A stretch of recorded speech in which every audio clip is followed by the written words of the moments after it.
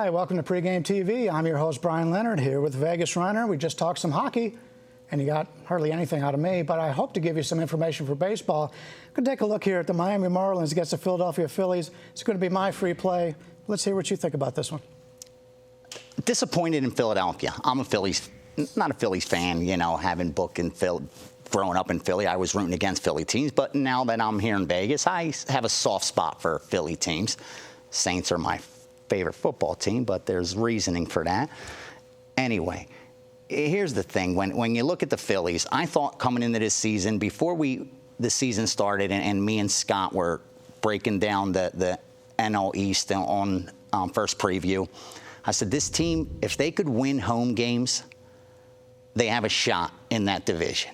Because last year, that was the problem. This is a team that usually does well at home, and last year they were 500 at best there. I said, if they could improve on that, they have a shot with the talent that they have and guys healthy compared to last season.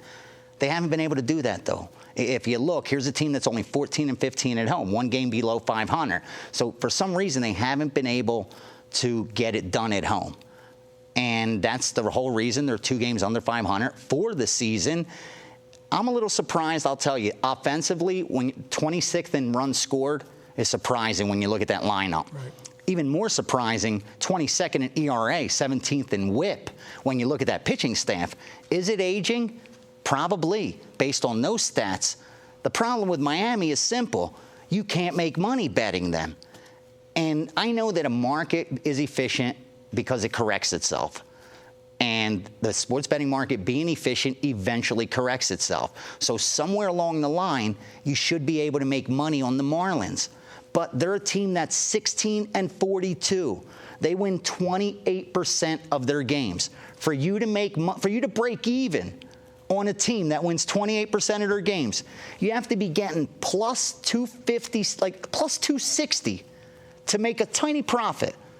Plus 255 ain't going to be enough. It's not going to get it done. You got to get about plus 258, 259 to see a penny on the dollar. So you're just not getting enough value to really back Miami long term yet. I think somewhere along the line you're going to be able to make some money off this team because they do have pitching compared to offense. They can't hit the ball. They're 30th in runs scored, 30th in OPS. So even if your pitchers have a great game, if you get outscored, 1-0, 2-0, you're going to lose.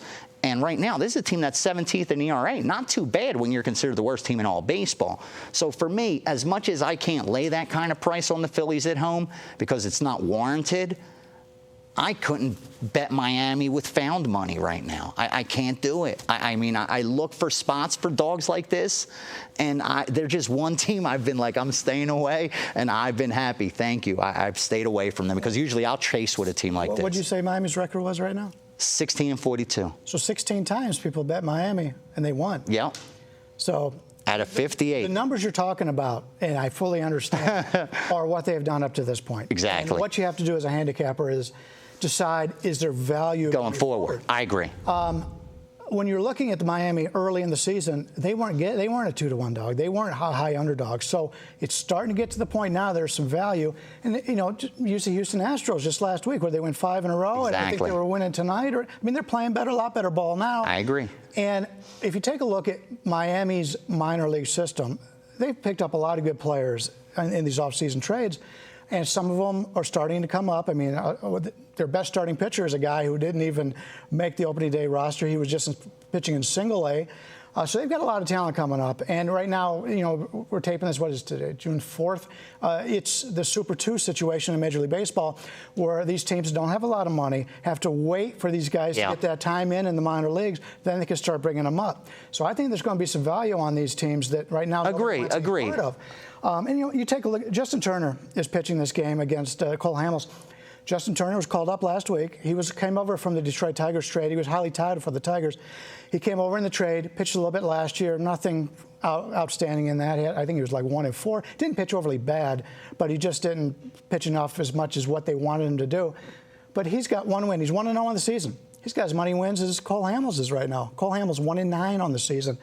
We talked about Turner being highly touted. In his career, he's only given up a .248 batting average. In 6 of those 14 games, he pitched in the American League. his whip while pitching for the Marlins is less than 1. I mean, he's pitched very well for the Miami Marlins, and a lot of it has to do with the ballpark. Yeah, you talked about their pitching staff. A lot of it has to do with the ballpark. You don't hit many home runs in that stadium. I went down there last year. It's just not much of a big home field advantage.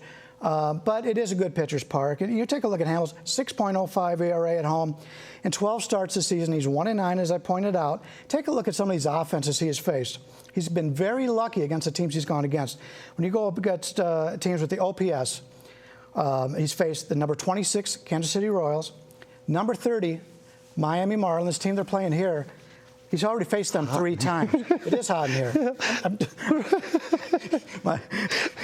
It's all falling apart on us.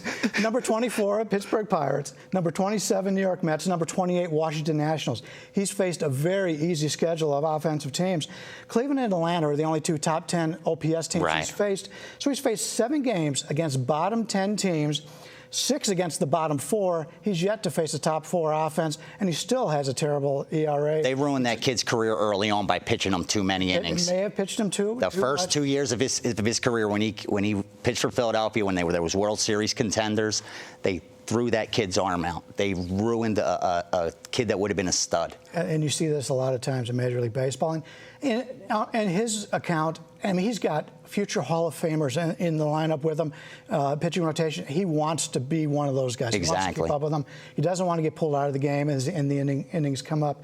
But this is the 4th time he's faced the Marlins. Now, he has pitched well the first 3 times, but the longer you face these teams, the more they get to see you, sure. Batters. So we've talked this one out. This is my free play. We're just going to get to that right now, and we'll give you the free play. All right, it's official. I'm going to go with the big dog, the Miami Marlins here. Not overly happy with taking the Marlins offense, but I like the pitching matchup for Miami. Philadelphia hasn't seen him much, and on the opposite side, Miami has seen Hamels a lot. And if you take, as I pointed out, he's faced some very poor offensive teams. He's 1-9 on the season. We will take the big dog. We'll take Miami.